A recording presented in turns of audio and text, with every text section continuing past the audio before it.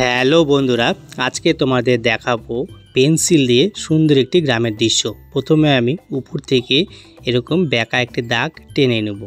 টেনে নেওয়ার পর এরকম করে উপরে একা বেঁকা দাগ গাছের ডাল দেখাবো। তারপরে ডবল করে আমি এভাবে লম্বা একটি টান দিয়ে নেব। আমার গাছ কাণ্ড হয়ে গেল। তারপরে নিচে এরকম করে ঘাস দেখাবো। তারপরে গাছের ডালের নিচ থেকে আমি এইভাবে গোল গোল করে আমি গাছের ঝোপ দেখাবো। এভাবে আমি গোল গোল করে গাছের ঝোপ দেখাবো।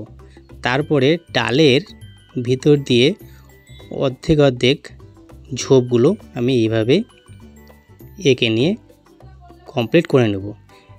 গাছের অর্ধেক কাণ্ড থেকে এরকম বেঁকা করে দাগ দিয়ে এর মতন করে নেব। করে নেওয়ার পর আবার পাশ দিয়ে একটি লম্বা বেঁকা টান টেনে নিয়ে উপর দিয়ে চালটা বেঁকা করে জুড়ে দেব। তারপরে চাল ছেড়ে 3টি কোণার মধ্যে এরকম আমি দাগ দিয়ে নেব। দিয়ে নেওয়ার পর ঘরটি মাটিতে ঠিক দাঁড়িয়ে আছে, সেজন্য আমি এইভাবে একা বেঁকা করে ঘরের নিচে দাগ দিয়ে নেব। তারপরে সুন্দর একটি এরকম দরজা এবং দুটো এরকম করে জানালা করে নেব। তারপরে আবার এই ঘরের পাশে এরকম করে এর মতন আমি দাগ টেনে নিয়ে লম্বা সোজা একটি দাগ টেনে নেব। উপর থেকে বেঁকা করে দাগগুলো জুড়ে দেব। তাহলে পাশে আরেকটি ঘর হয়ে গেল। তারপরে আবার চাল ছেড়ে লম্বা দুটো দাগ দুই কোণা থেকে টেনে নিয়ে আবার মাটিতে ঘরটি দাঁড়িয়ে আছে সেরকমভাবে আমাকে বোঝানোর জন্য দাগটি দিতে হবে।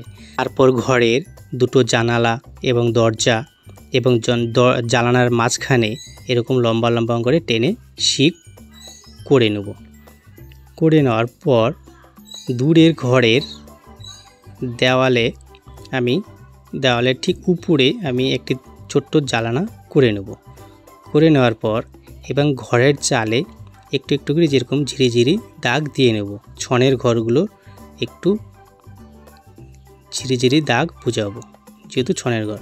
এবং দুটি ঘরের মাঝখানে একটি বড় এরকম গাছ করার জন্য আমি এভাবে ডাল একা বেঁকা করে নিয়ে আমি এইভাবে আবার গাছের ঝোপ একা বেঁকা করে গোল করে আমি দিয়ে নেব। এভাবেই আমি গাছ ঘরগুলো আঁকবো। আঁকার পর এবার গাছের উপরে এরকম করে আকাশে মেঘ থাকে, এরকম করে মেঘ আমি দেখিয়ে দেব আমার। তারপরে দিগন্ত রেখা দেব। ঘরের মাঝখানে আমি এভাবে সোজা করে দিগন্ত রেখা দিয়ে দিগন্ত রেখার ওপারে জঙ্গল আমাকে এভাবে দেখাবো। এবং আমি এবার দূরের ঘরের পাশ দিয়ে একটি রাস্তা দেখাবো। তার জন্য এইভাবে আমি বেঁকা বেঁকা করে টেনে নিয়ে আমি রাস্তাটা সামনে চলে আসছে, তা এই জন্য আমাকে একটু ঘাস করে নিয়ে এইভাবে রাস্তা বেঁকা বেঁকা করে নেব। আবার ডবল করে রাস্তা টেনে নেব।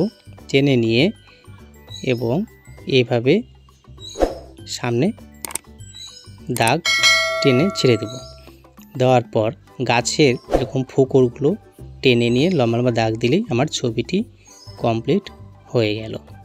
এভাবেই আমরা